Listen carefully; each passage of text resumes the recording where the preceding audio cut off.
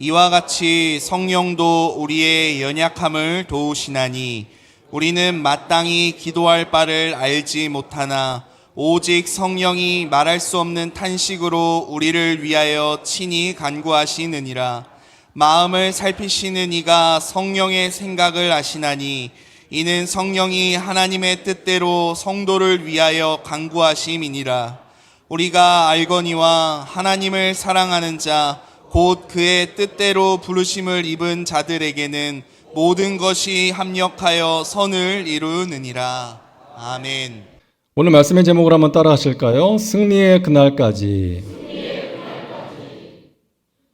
제2차 세계대전이 끝나갈 무렵에 연합군에게 아주 의미 있고 중요한 두 날이 있었는데요.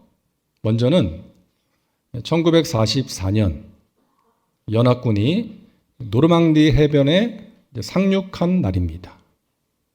노르망디 상륙 작전. 이때부터 연합군은 승리를 위한 결정적인 교두보를 마련하게 돼요.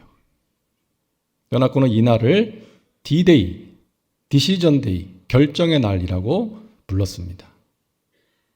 그런데 이 날이 전쟁이 끝난 날은 아니죠.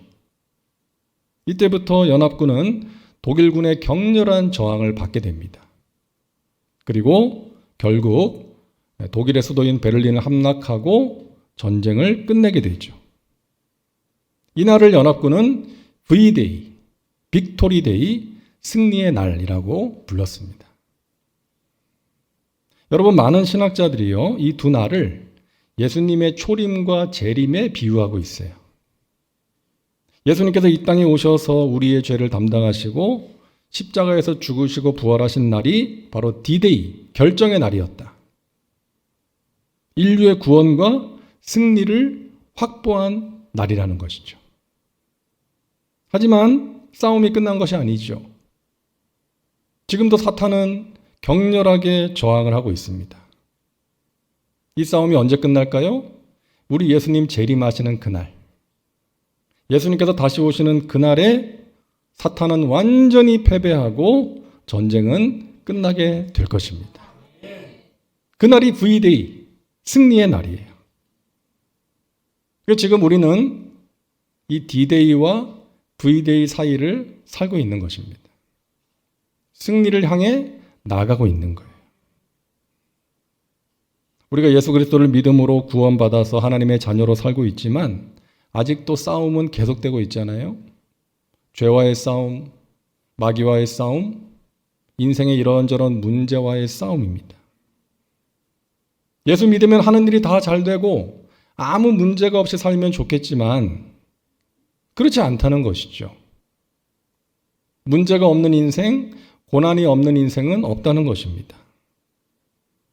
삶의 고난은 신앙과는 상관없이 모든 사람에게 임하는 거예요. 그런데 불신자들과 신자들의 차이는 뭡니까? 불신자들은 그 고난을 홀로 외로이 감당하지만 우리 믿는 자들은 성령께서 우리와 함께 하시며 도와주신다는 거예요. 우리는 고난 중에서 기도할 수 있고 하나님이 베푸시는 은혜와 능력으로 이겨낼 수가 있다는 것입니다. 이것이 믿는 자들과 믿지 않는 자들의 결정적인 차이입니다. 여러분, 믿는 자들이 만나는 고난의 끝에는 영광이 있다는 거예요. 로마서 8장 18절 우리 같이 읽겠습니다.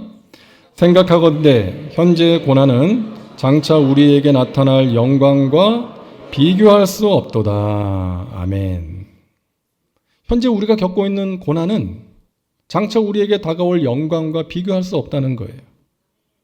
그 영광이 몇십 배, 몇백 배 더 크고 귀하기 때문에 우리는 그 영광을 생각하면서 현재의 고난을 이겨낼 수가 있는 것입니다. 그 영광이 뭐예요? 자, 30절 우리 같이 읽겠습니다. 또 미리 정하신 그들을 또한 부르시고 부르신 그들을 또한 의롭다 하시고 의롭다 하신 그들을 또한 영화롭게 하셨느니라. 아멘. 말씀을 다시 한번 띄워주시겠어요? 하나님께서 우리를 미리 정하셨어요. 우리의 구원. 우리가 구원받은 것은 하나님이 정하신 계획에 따라 된 것이지 우리의 어떤 노력으로 된 것이 아니라는 거예요. 그리고 우리를 부르셨습니다. 또한 부르시고 여러 가지 방법으로 우리를 부르셨죠. 누군가의 전도를 통해서 또는 이런저런 사건을 통해서 또 고난을 통해서 주님께서 우리를 부르셨어요. 그리고 또한 의롭다 하시고 우리의 과거를 묻지 않으시고 예수 그리스도의 보혈로 우리의 죄를 깨끗이 씻어주시고 우리를 의롭다 칭하셨습니다. 또한 영화롭게 하셨느니라. 이것은 우리의 미래에 이루어질 일이죠. 우리는 장차 예수님을 닮은 모습으로 부활하게 될 것입니다. 다시 말해서 하나님께서 우리를 구원하시고 끝까지 책임져 주신다는 거예요. 여러분, 이 말씀은 1차적으로는 고난받는 초대교회 성도들에게 주신 말씀이죠. 그들은 예수 그리스도를 믿는다는 이유로 모진 박해를 당했고요. 또 죽음도 불사해야 했습니다. 로마 황제 글라우디오는 주 49년에 그리스도인들을 로마에서 다 쫓아냈어요. 그리스도인들은 이곳에 살지 못한다. 다 쫓아냈어요. 우리가 잘 아는 네로 황제는 낡은 로마를 재건하고 싶어서 로마에 불을 지릅니다. 그리고 민심이 흉흉해지니까 주 64년에 그리스도인들이 불을 질렀다고 하면서 모진 박해를 하죠. 그와 같은 극심한 고난 가운데 있는 자들에게 주시는 말씀이에요. 너희가 지금 환난을 당하고 있지만 너희는 패배자가 아닌 승리자야. 너희에게는 현재의 고난과 비교할 수 없는 영광이 준비되어 있기 때문이다.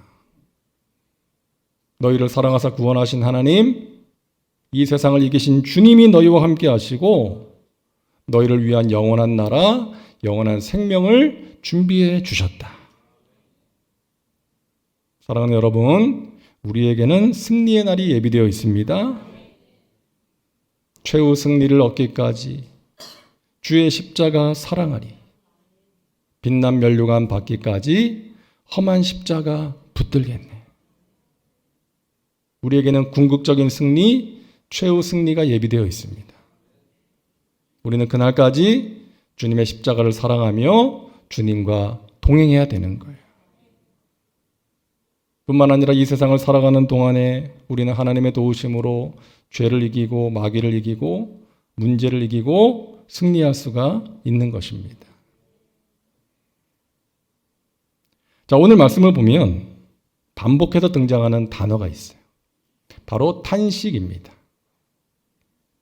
우리는 승리의 그날을 향해 나가고 있는데 그 과정에 탄식이 있다는 거예요. 여러분, 우리가 살면서 탄식하게 될 때가 얼마나 많습니까? 나 자신을 보면서 탄식할 때가 있고 또 다른 사람을 보면서 또 이 세상을 보면서 또 힘든 일들을 만나게 될 때 탄식하게 되는 거죠. 그런데 인간만 탄식하는 게 아니라고 오늘 성경은 말씀하고 있어요. 자, 22절 우리 함께 읽습니다. 피조물이 다 이제까지 함께 탄식하며 함께 고통을 겪고 있는 것을 우리가 아느니라. 자, 피조물. 하나님께서 창조하신 자연 세계가 함께 탄식하고 있다. 왜? 인간의 죄 때문에. 여러분, 첫 번째 인간 아담의 죄 때문에 땅도 저주를 받았잖아요. 땀을 흘려 수고해야 땅이 소산을 내게 되었어요. 그리고 땅에서 가시덤불과 엉겅퀴가 나오게 되었습니다. 노아의 홍수 때는 인간들의 죄로 인해서 이 땅에 있는 모든 움직이는 생물들이 다 죽었어요. 그리고 예언서 말씀을 보면 이스라엘의 죄 때문에 그들이 살던 땅도 훼손되어서 사람이 살기에 적합하지 않은 땅이 되었다고 말씀하고 있습니다. 지금도 마찬가지잖아요. 인간의 죄, 인간의 탐욕 때문에 하나님께서 창조하신 자연이 파괴되고 환경이 오염되고 지구가 몸살을 앓고 있어요. 피조물이 탄식하고 있는 것입니다. 그래서 환경 보호, 지구 보호를 위해서 우리가 할 수 있는 일을 최선을 다해서 해야 돼요. 여러분 가정에서 분리수거 철저하게 하시고 또 가능한 일회용품 사용을 줄이고 또 화장실에 있는 종이 타월도 한꺼번에 팍 뽑아가지고 쓰는 것이 아니라 아껴서 사용해야 돼요. 그러므로 하나님께서 창조하신 이 자연 세계를 잘 관리해야 하는 책임이 우리에게 있다는 것입니다. 자, 그리고 23절을 보면 우리 믿는 자들의 탄식을 말씀하고 있어요. 자, 23절 우리 같이 읽습니다. 그뿐 아니라 또한 우리 곧 성령의 처음 익은 열매를 받은 우리까지도 속으로 탄식하여 양자될 것 곧 우리 몸의 속량을 기다리느니라. 아멘. 성령의 처음 익은 열매를 받은 우리, 바로 구원받은 성도들을 말하는 것이죠. 그들도 탄식하고 있다는 거예요. 여러분 우리가 살면서 고난을 경험할 때가 있습니다. 큰 고난이 아닐지라도 우리의 마음을 무겁게 하고 걱정스럽게 만드는 여러 가지 일들을 만날 때가 많이 있죠. 그때 우리는 탄식하게 됩니다. 자, 그렇다면 우리를 사랑하신 하나님께서 우리에게 이와 같은 고난을 허용하시는 이유가 무엇입니까? 왜 우리에게 이와 같은 고난을 허용하시는 거예요? 막아주시지 않고. 로마서 8장 29절을 우리 같이 읽겠습니다.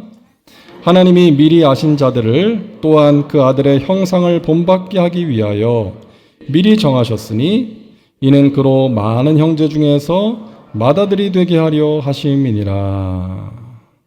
그래서 중요한 구절이 그 아들의 형상을 본받게 하기 위하여.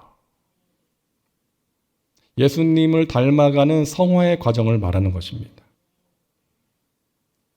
고난을 통과하면서 우리의 인격이 성숙해지고 우리의 삶이 거룩해지는 것이죠. 고난이 우리를 깨뜨리고 다듬는 거예요. 여러분의 과거를 돌이켜보면 알 수 있는 사실 아닙니까? 우리가 언제 주님을 찾았고 언제 주님을 만났어요?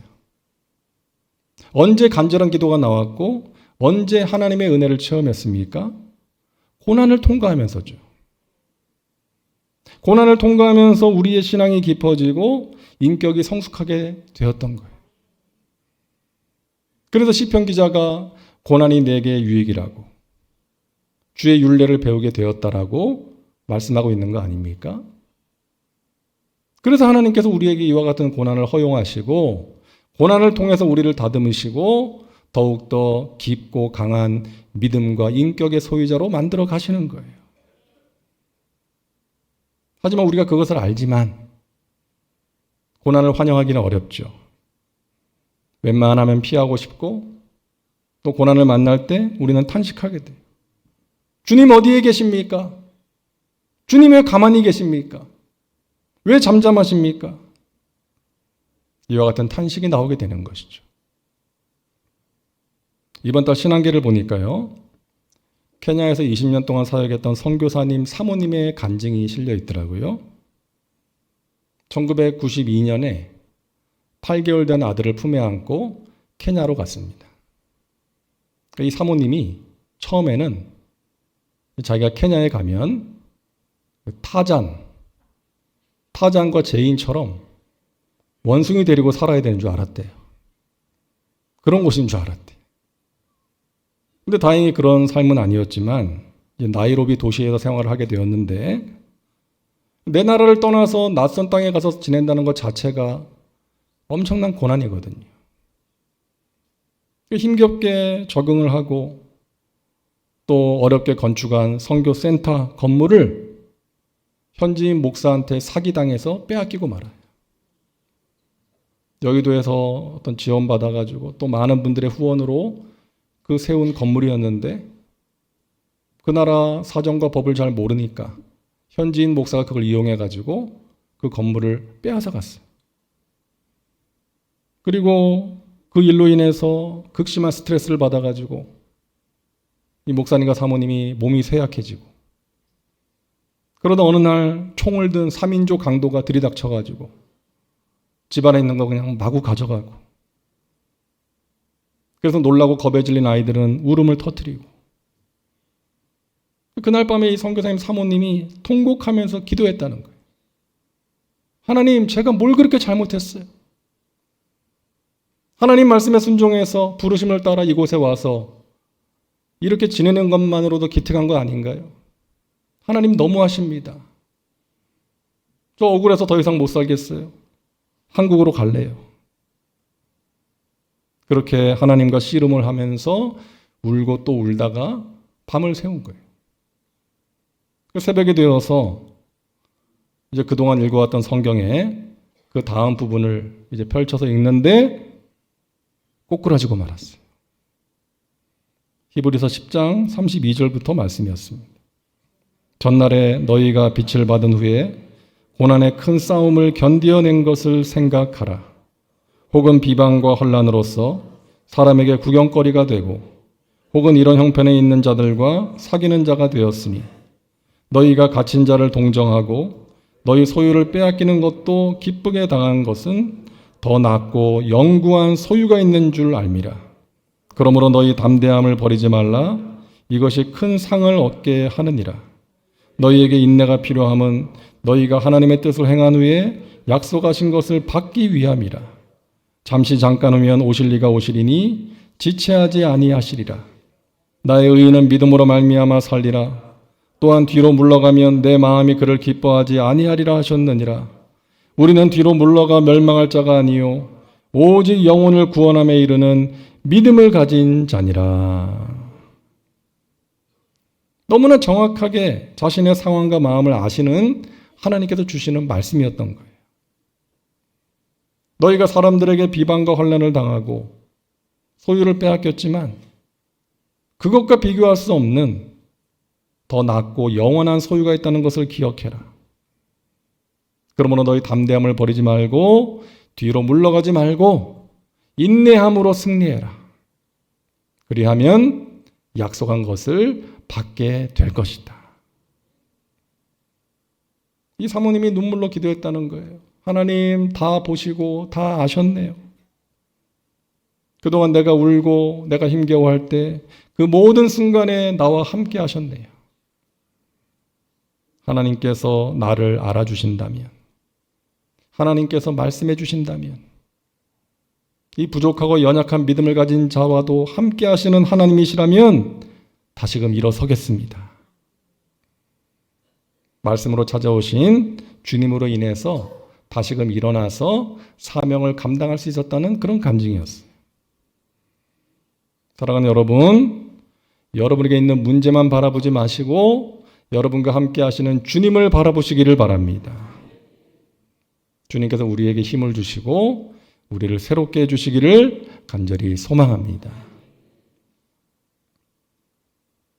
둘째로 오늘 말씀을 보면 자연 세계와 우리만 탄식하는 것이 아니라 성령님도 탄식하신다고 말씀하고 있어요.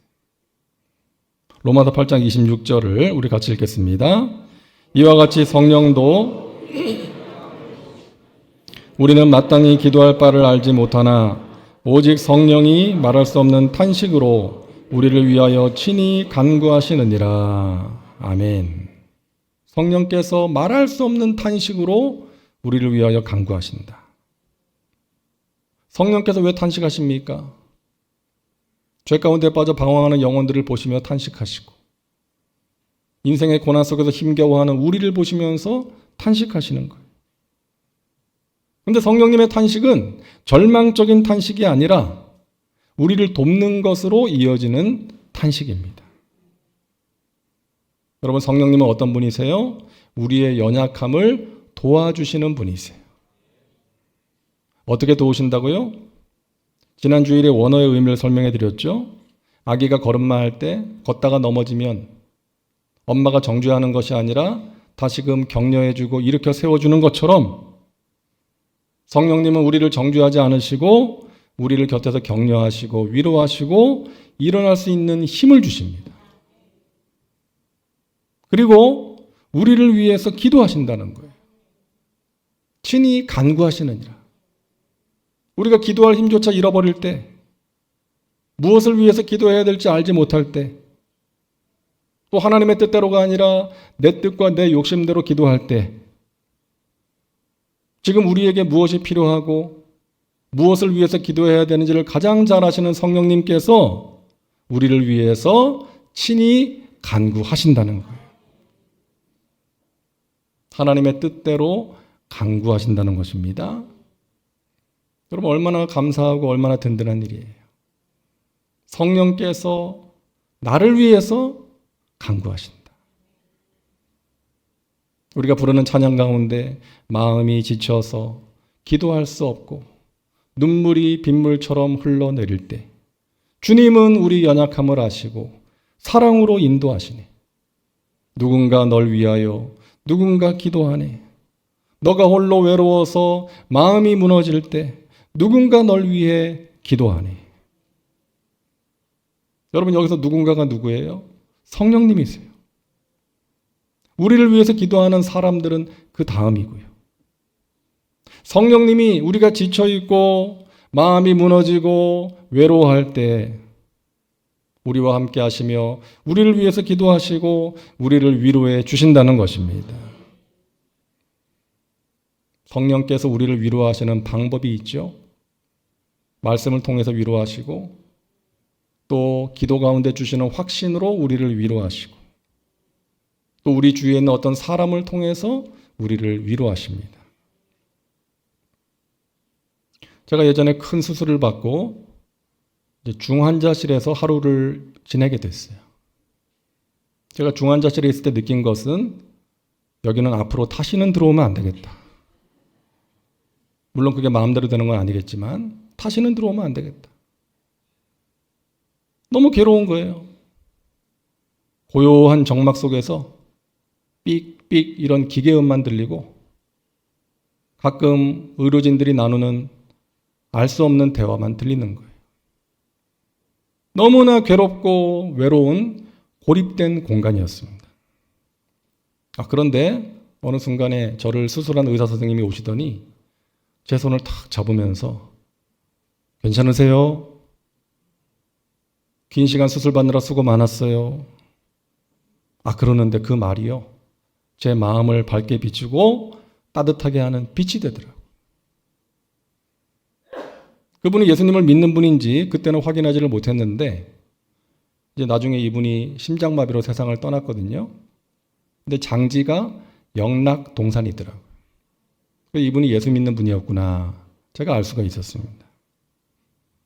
사랑하는 여러분, 여러분의 말 한마디가 어둠 속에서 두려워하고 외로워하고 쓰러져 있는 누군가를 살리고 다시금 일으켜 세울 수 있다는 것을 기억하시기를 바랍니다. 여러분, 누군가에게 위로가 되는 사람이 되시기를 바랍니다. 누군가에게 부담이 되거나 무거움이 되는 존재가 아니라 따뜻함과 사랑과 위로를 전해줄 수 있는 존재가 되시기를 주님의 이름으로 축원합니다. 그런 사람이 성령님과 동역하는 사람인 거예요. 우리가 고난 중에서 탄식하게 될 때 해야 될 일이 있습니다. 승리로 나아가는 우리가 해야 될 일. 첫째는 따라하세요. 소망하라. 로마서 8장 24절 함께 읽습니다. 우리가 소망으로 구원을 얻었음에 보이는 소망이 소망이 아니니 보는 것을 누가 바라리요. 하나님이 예비하신 영광과 승리를 소망하는 거예요. 보이는 소망이 소망이 아니다. 우리 눈에 보이지는 않지만 하나님이 우리를 위해서 예비하신 승리와 영광을 바라보는 것입니다. 우리가 기도할 때 하나님께서 소망을 주시죠. 문제를 바라보고 환경을 바라보면 소망이 사라지지만 하나님을 바라보고 기도하면 하나님께서 새로운 소망을 우리에게 주십니다.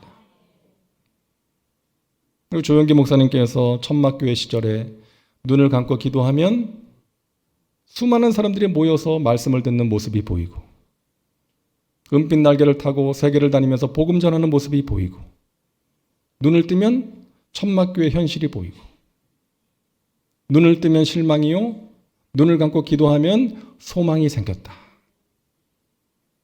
여러분, 그러므로 기도를 게을리하지 마시기를 바랍니다.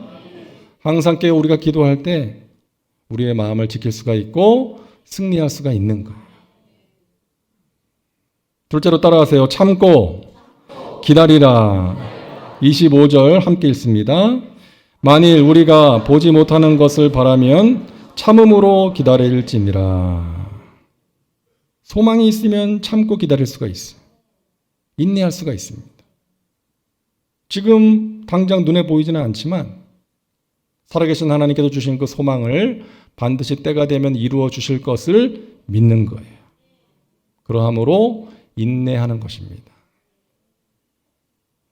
여러분, 성숙한 사람은 기다릴 줄 아는 사람이에요. 어떤 문제에 대해서 또는 어떤 사람에 대해서 기다릴 줄 아는 사람이에요. 우리 예수님은 제자들을 참고 기다려 주셨습니다. 여러분, 그 제자들이 어땠어요? 예수님하고 같이 생활했는데 예수님이 말씀하시는 하나님의 나라를 오해하고 또 자기들끼리 누가 더 크냐 높냐 그러면서 다투고 수제자는 예수님 3번이나 부인하고 예수님이 너 같은 놈 필요 없어 그랬다면 아마 베드로는 평생 죄책감 속에서 괴로워하며 살았겠죠. 하지만 부활하신 예수님 갈릴리 바다에서 고기 잡고 있는 베드로를 찾아가셔서 떡과 고기를 친히 구워주시면서 너 나 사랑하니? 내 양을 먹여라. 여러분, 베드로가 나중에 얼마나 큰 일을 했어요.